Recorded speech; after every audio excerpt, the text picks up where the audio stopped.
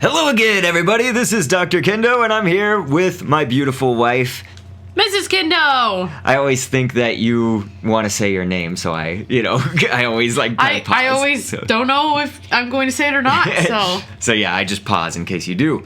But I mentioned to everybody last week during the Plants vs. Zombies upload that I did that we have a special kind of Kendo fusion episode. I've done, Five Nights at Kendo's before and Kendo Tale. Of course, that's Five Nights at Freddy's and Undertale, respectively. But with Kendo, my character, my little Scribblenauts avatar, and my YouTube character fused into the characters, but this time I chose to go with Kendo Universe, obviously Steven Universe, I think everybody can gather, but there are so many other characters in Steven Universe that, the gems are genderless technically in the show, but they use specific gender pronouns to, address each of the gems. Mm-hmm. And so it's kind of clear that, for instance, Pearl, the character Pearl, mm-hmm. Mrs. Kendo, you would say her, you wouldn't say him, mm-hmm. And like when referring to her. So I was like, let's get Mrs. Kendo in here. Now, I understand kind of why they're genderless, understanding the sort of like gender fluidity that is inherent within the show Steven Universe, but at the same time I will point out that it's interesting that Steven's mom fused with a male human to create him, so that does seem to your stuff contain some element of gender.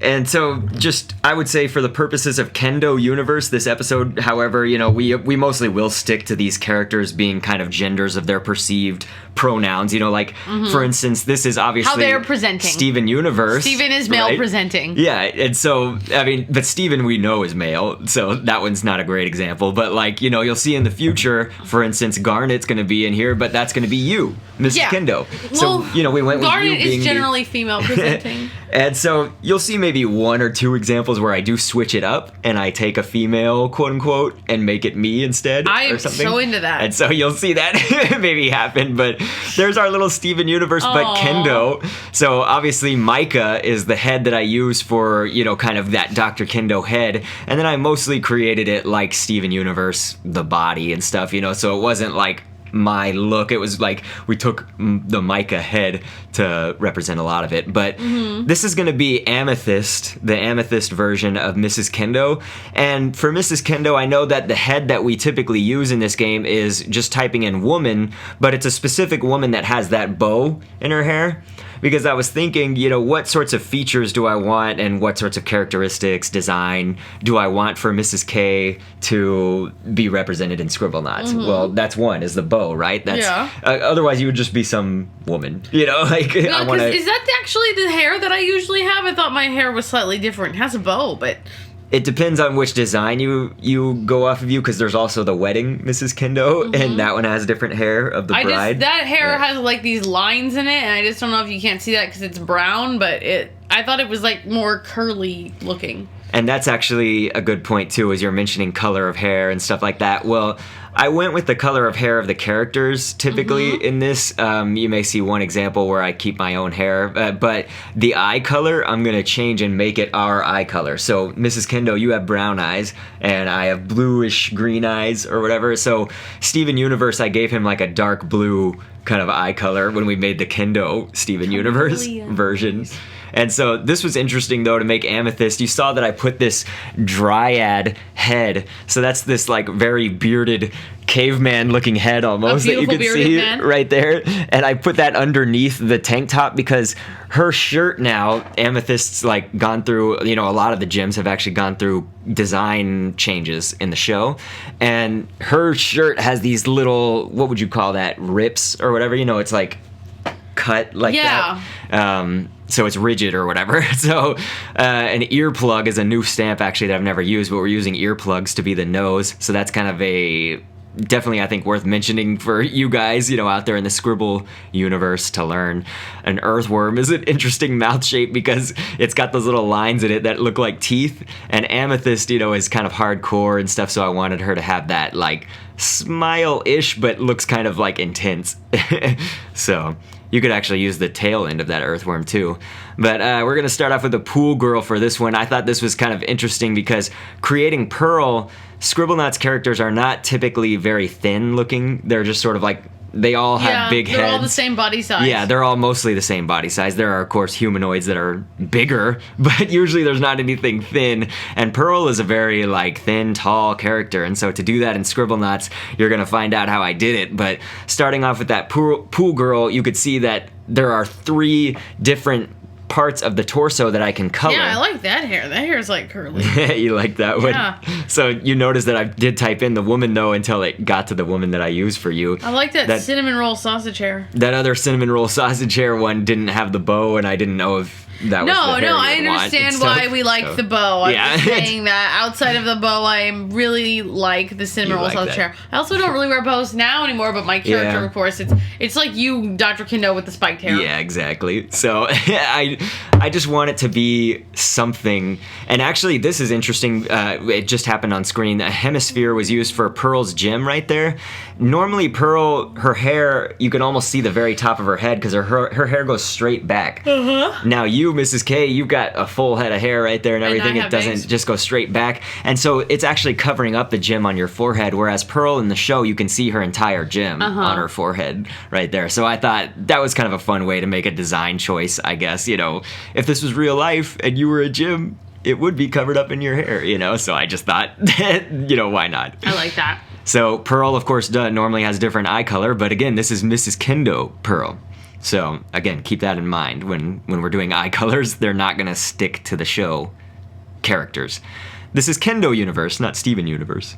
It's inspired by, right? And so of note, I guess, is just that we're going to be just doing some characters, not all, because there's only so much time in life, obviously, but also this episode is already going to be featuring 9 or 10 character creations, and so it can't just go on for like those pool noodle legs look really good.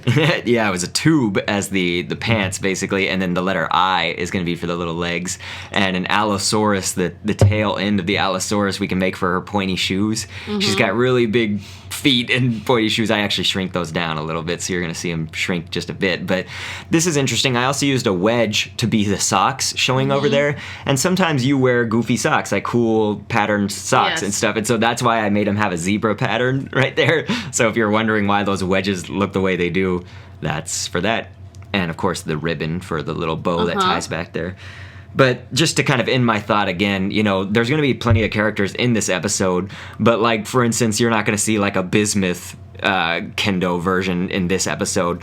I'm not saying we won't do a part 2 of Kendo Universe one day maybe, but Mrs. Kendo, I'm sure you'll agree, this is already going to be like a 20-minute long episode. We can't just go on and on and on and on for every character. I am sorry about that. Yeah, she just bonked the Clinked glass. my glass. We're starting off with a mecha as the source object. This is going to be for Garnet, and this is another thing of note about characters is all of these are going to be non-fusion gems, because that's another thing. Yeah. Gems have, you know, endless possibilities of fusions and stuff, except for Garnet. Garnet is a fusion, so that's the exception here in this episode, is that we are creating Garnet, and that is a fusion one. But we'll save the fusion Kendos for maybe another episode, a part 2 someday, and that goes for the same for like bismuth or the blue diamond, yellow diamond, all the diamonds.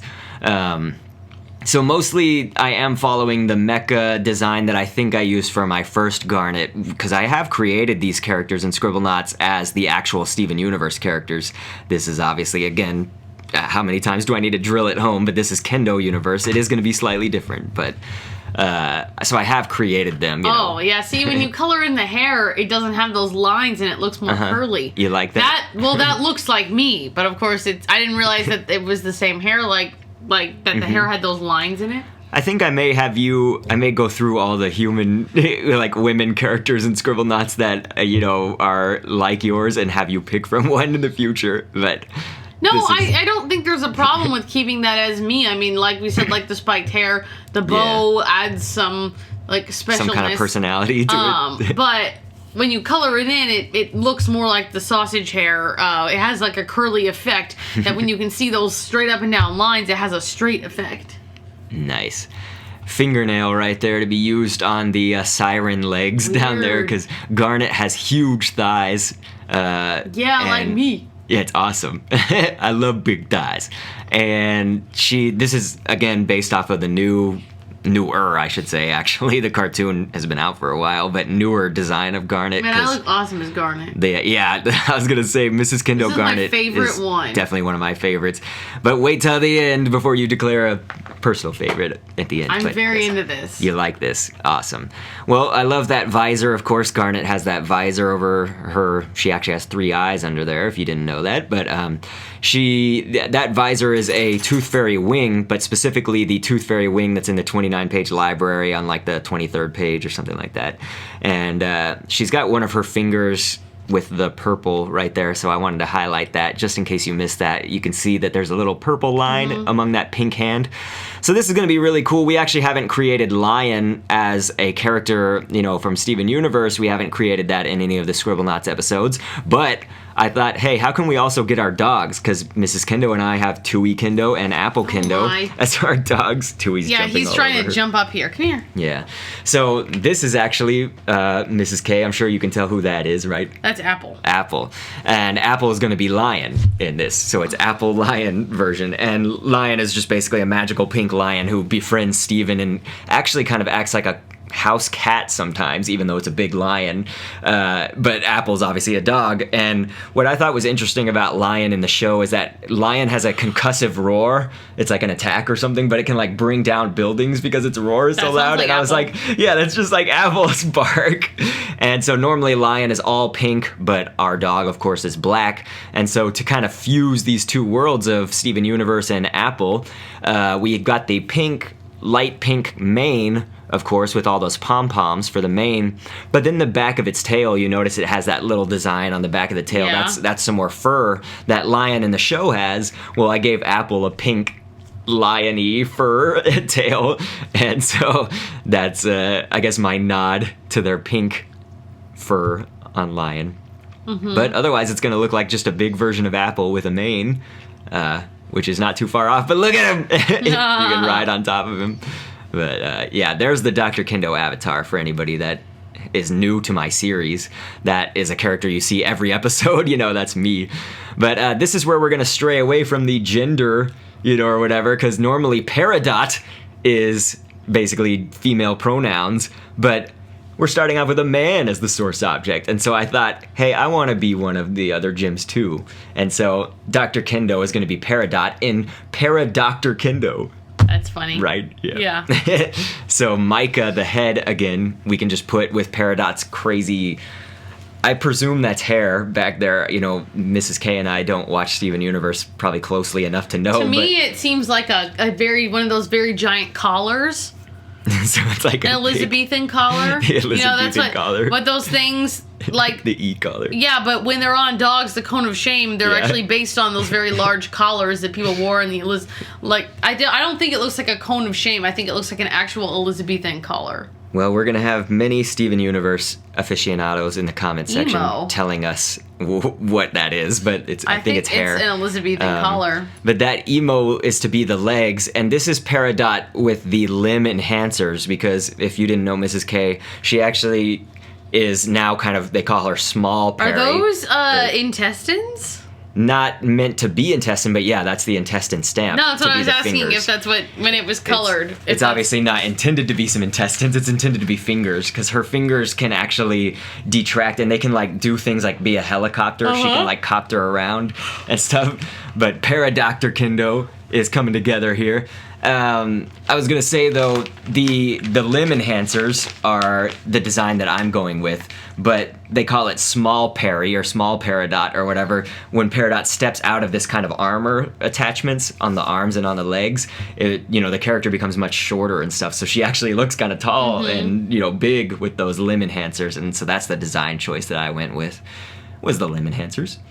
And so Pachycephalosaurus, the thigh piece of that was the armor enhancers right there. And of course, Mrs. K pointed out the emo legs to be kind of that was the big legs, for the Why armor. does the emo person have bigger legs than a regular person? It's not that it actually has bigger legs, it's just that the emo had a specific pieces of it that you can color. So you see the toes. The toes have I can color those a different color.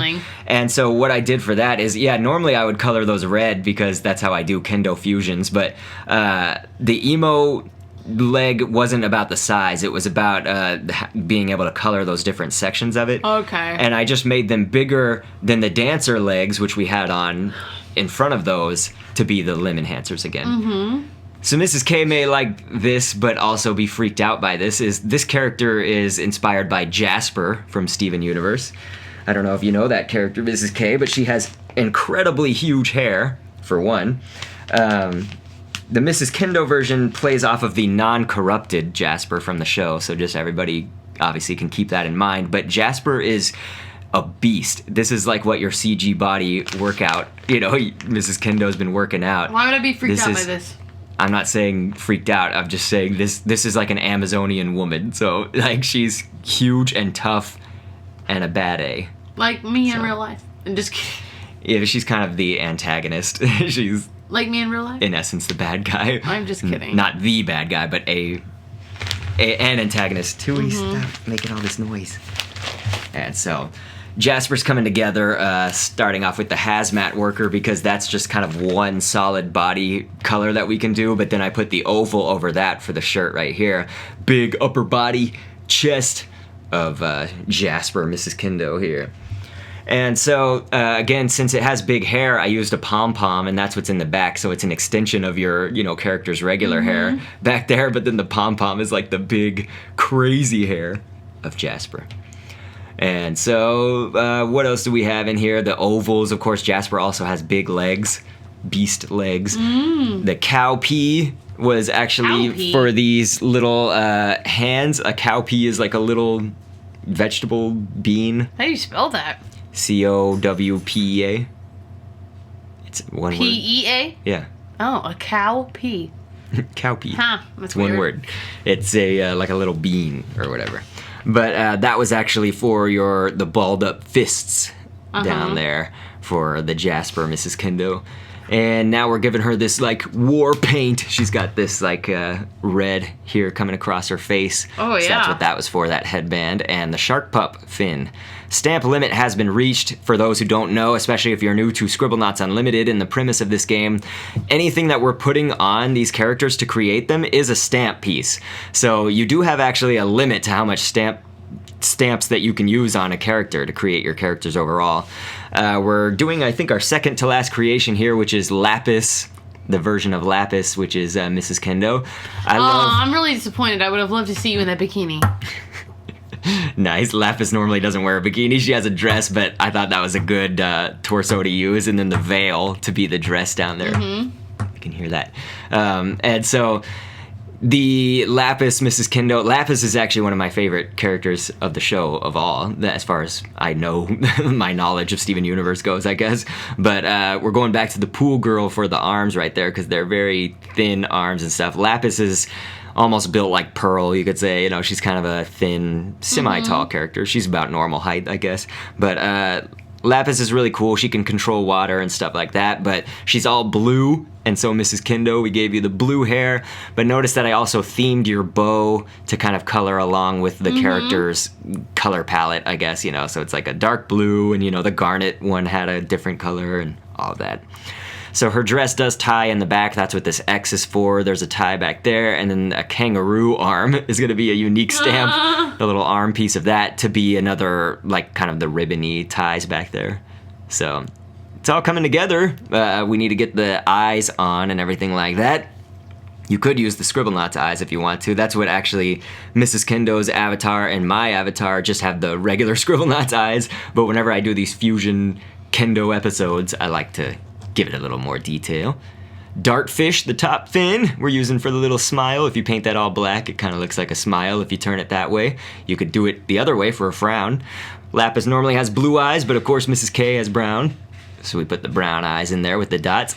And so this is really interesting. It's called TWOEY Dog. So right there you can see the comparison. That's the real dog from the cartoon, and there's the TWOEY version, of course, in really Scribblenauts. good. And so this is really obscure. That's a character that's not normally in Steven Universe, but that little dog was a dog that Steven imagined in an episode called Steven Floats, and they were like giving it a donut or something. And so I thought, what a nice little nod to the show if we make TWOEY be that little dog that just like appeared one time. Man, I look so awesome as everyone. Yes, so there you are. You are all these epic gems, and then I'm Peridot as well. No, you look good. Yeah, I'm Dr.Kendo and Dr. Kendo Steven. Okay, so I have to say, I still like the Garnet one best in terms of, I guess, like, looking like Steven Universe-y, but still I can see the differences or whatever. I think it's the most true to the Steven Universe look out of all of them. But I do really like me as this he-woman. It's the he-woman, Jasper. Yeah. The Jasper, Mrs. Kendo. Nice. Well, I just to note on that, all of these Kendo fusions, if you guys have seen FNAK, you know what I'm talking about, or FNAC. FNAC. Five Nights at Kendo's. Or if you've seen Kendo Tale, you know kind of what this generally looks like. But I am experimenting more with how close do I mimic Steven Universe, and then how close do I distinguish it to be Kendo people. You know, so I'm striking a balance and figuring out, you know, like, our body types, for example, like, should we stick with those? Then all the characters would have the same body type, though. So I like that we stuck with, for instance, the Steven Universe body type for Jasper over there, which is bigger and he-woman, as you said, and Garnet being tall and massive, and, you know, Pearl being thin and tall and all that. So that's just kind of a note for that. Hopefully that makes sense to all the viewers out there. Anything you want to say, Mrs. Kendo? Merry Christmas, of course. Merry Christmas! Because this is uploading on Christmas, so we are going to be celebrating our own Christmas together, and I hope that all of you out there in my viewer base has a great one as well. Merry Christmas! Merry Christmas! Ho, ho, ho. Nice. And thanks for viewing. Down the road of twists and turns, always anxious to see what's within. We can look ahead to the point of no return, to the rest of our lives as a spectacle begins. I've been down the road